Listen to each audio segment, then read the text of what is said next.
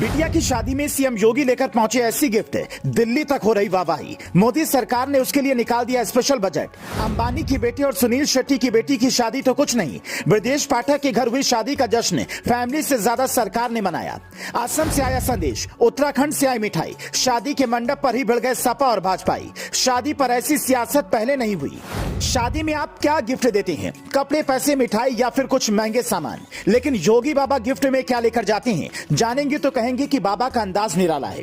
बच्चों को चॉकलेट देते हैं तो बड़ों को ऐसी गिफ्ट देते हैं कि दिल्ली तक चर्चा छिड़ जाती है। ये तस्वीर देखिए, यूपी के मुख्यमंत्री योगी आदित्यनाथ से लेकर उत्तराखंड के मुख्यमंत्री पुष्कर सिंह धामी तक के हाथ में एक ही थैला है। इस थैले के अंदर क्या हो सकता है, ये आप सोचकर बताइए। तब तक हम आपको बताते हैं ये तस्वीर कहां की है और इसके लिए मोदी सरकार को स्पेशल बजट क्यों निकालना पड़ा।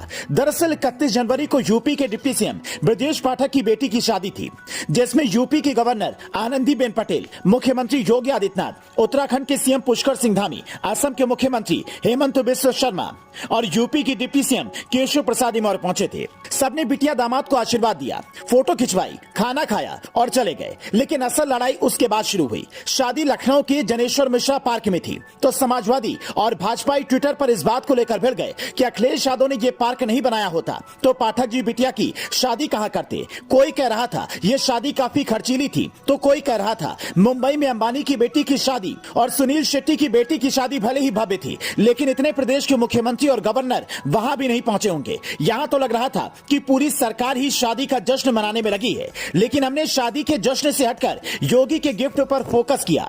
जब हमने इसकी पड़ताल की तो पता चला कि शादी में सीएम योगी एक जिला एक उत्पाद योजना का थैला लेकर गए थे। इस तस्वीर को ध्यान से देखेंगे तो इस पर ओडीओपी का लोगो दिखेगा। इसे सीएम योगी ने साल 2018 में लॉन्च किया था, जिससे जुड़े हजारों लोगों को यूपी के 75 जिलों में रोजगार मिला। वो जो सामान बनाते हैं उसे जिले में स्टॉल लगाकर बेचा जाता है। योगी देश विदेश में उसकी ब्रांडिंग करते हैं। बीते 3 सालों में योगी किसी को भी गिफ्ट देते हैं तो इसकी झलक आपको जरूर दिख जाएगी।